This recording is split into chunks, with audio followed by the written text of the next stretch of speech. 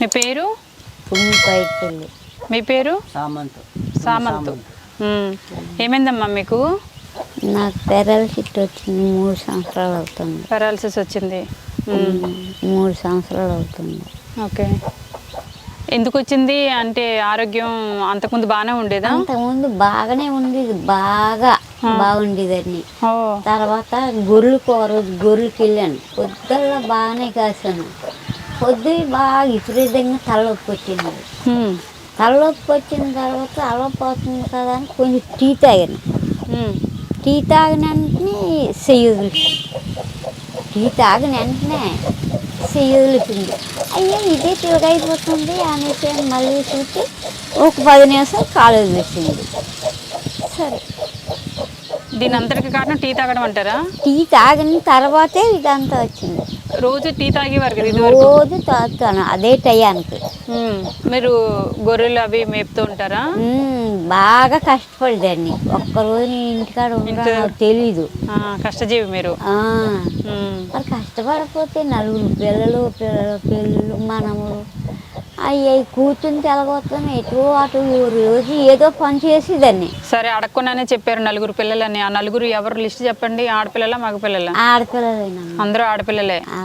ఆడపిల్లలు మీరిద్దరు కష్టపడి పెంచి పెద్ద చేసి పెళ్లి చేసి పంపించారు. మీ అల్లుళ్ళు ఏం చేస్తారు? అల్లుళ్ళు కూలి పనినమ్మ. ఒక అల్లుడు చచ్చిపోయిన మొన్ననే 3 నెలలు అవుతుంది. పెద్దల్లుడు. అయ్యో. ఆ పెద్దల్లుడు చచ్చిపోవడంలోని ఈ కాలు అస్సలు బెంగ పెట్టుకున్నారేమో అమ్మ మీరు. కూతురు మీద బెంగ పెట్టుకున్నారు.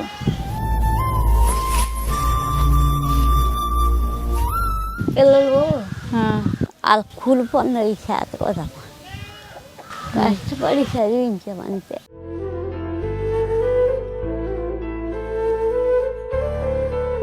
మీ ఆయన మిమ్మల్ని బాగా చూసుకుంటేవారా?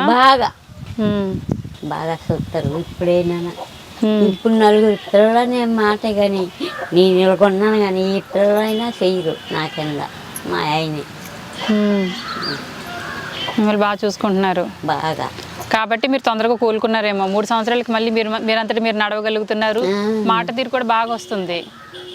మీ ఆయన ప్రేమ వల్ల మీరు సగం ఆరోగ్యం క్యూర్ అయిపోయినట్టుంది. బాగా. పెద్దయినా మీ పేరేంటి? సామంత్. మంచి కలర్ ఉన్నారు ఇప్పటికి కూడా. మీరు మంచి అందగాడు దొరికినట్టుందమ్మా మీకు. బాగా. ఎంత ఇచ్చి కట్నం తెచ్చుకున్నారు మీ ఆయన్ని? రూపాయి ఇవ్వకుండా ఫ్రీగా వచ్చారా? అందగాడు దొరికారు. ఇవ్వలేదా? ఇప్పుడు బాధపడుతున్నారు కదా? ఇప్పుడు బాధపడలేదు. మంచి భార్య దొరికిందని సంతోషపడుతున్నారా? ఆదర్శ దంపతులు ఇద్దరును. అదే భార్య మంచం మీద ఉంటే, మా దగ్గర చాలా మంది అయితే భార్యని వదిలిపెట్టేసి వెళ్ళిపోయేటోళ్ళు ఉన్నారు. భర్త మంచం మీద ఉన్నా కూడా భార్య వదిలిపెట్టేసి ఇంకొక ఫ్యామిలీని చూసుకునేటోళ్ళు ఉన్నారు. ఓ మాట అది చెప్పకూడదండి. ఓ కషాయం అన్నాడు, ఎందుకు దాంతో చంపడతావు, పీక పిచ్చి చంపియాను. మరి మీరే ఉన్నారు? నానేట అన్నది. నన్ను ప్రేమతో పెంచుకుంటాను నా తల్లి అని. ఓ తల్లినాగా ప్రేమతో పెంచుకుంటాను. మీ భార్యని తల్లిలాగా చూసుకున్నారు మంచం మీద ఉండేటప్పుడు? బాగా, చాలా ఎక్కువ. అంటే డబ్బుతో ఇక్కడ ఏది మనుషుల్ని మనం కాలిక్యులేషన్ చేయకూడదు. పరిస్థితులను బట్టి కూడా ప్రేమ ఆప్యాయతలు ఉంటే డబ్బున్న వాళ్ళు చాలామంది ఇప్పటికీ మంచాల మీద ఉన్నారు. ఎందుకంటే ఆ భార్య మంచం మీద ఉండేటప్పుడు భర్త ఏం చేస్తాడు? పట్టించేకోడు. తిన్నావా అని ఏదో అడుగుతారేమో, లేకపోతే ఒక్కోసారి అడగను కూడా అడగరు. ఆ స్థితిలో ఉంటే భార్యతో ఏం పనిలే అనుకుంటారు.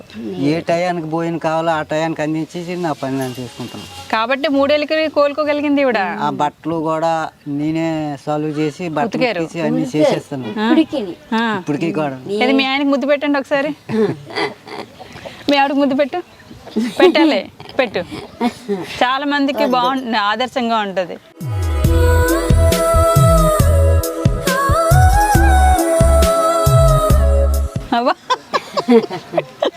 అది ఈ ప్రేమ ఉంది కాబట్టి మీరిద్దరూ ఇప్పటికీ హాయిగా సంతోషంగా నవ్వగలుగుతున్నారు.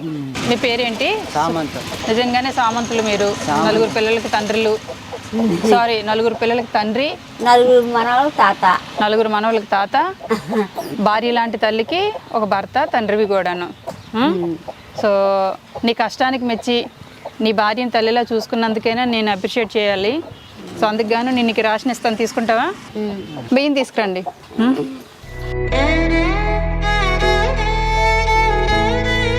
మీరు ఇంకా తొందరగా కోలుకోవాలని, ఆ?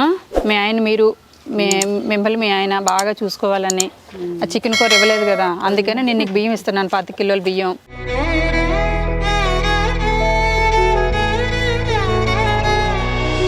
అమ్మా తులసి, తులసి మీ చేతుల మీదుగా ఇది లుంగీలు కడతావు కదా, కడతాను, టవల్ వాడతావు కదా, ఆడతాను, దుప్పటి కప్పుకుంటాను. కప్పుకుంటావు. అబ్బా మీ చేతుల మీదుగా బట్టలు పెట్టండి వాళ్ళకి.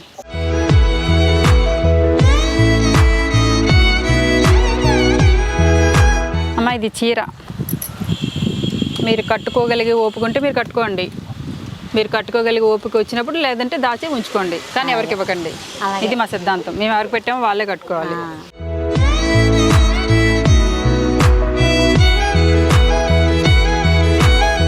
మీ పేరు? నా పేరు రామతులసి. రామతులసి, మంచి పేరు. అవి బియ్యం, అవి కిరాణా సామాన్లు, సరేనా? నచ్చిందా చీర? సరే.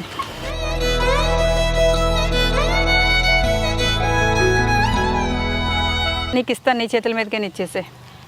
మీ ఆవిడ మందులకో లేకపోతే ఏదైనా ఇంకా ఏమైనా కావాల్సినవి ఏమైనా ఉంటే కనుక వంట చేసుకొని తినండి, సరేనా? మీరు ఇలాగే ఆయుష్ ఆరోగ్యం పోసుకొని సంతోషంగా ఇద్దరు కలిసి ఉండండి, సరేనా? నేను వెళ్ళరానా? నమస్తే. నమస్తే.